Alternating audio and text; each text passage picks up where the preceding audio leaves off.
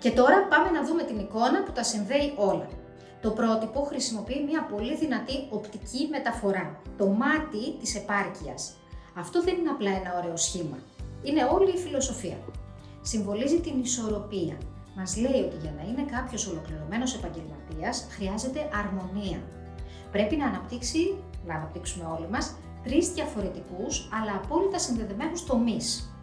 Ο πρώτος τομέας λοιπόν, προοπτική.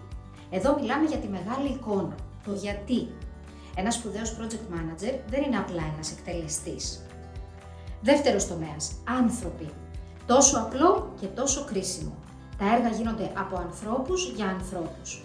Εδώ είναι όλα τα soft skills, όπως τα ονομάζουμε. Η ηγεσία, η επικοινωνία, το πώς εμπνέει κάποιος, πώς χτίζει σχέσεις, πώς διαχειρίζεται συγκρούσεις, το ποιος.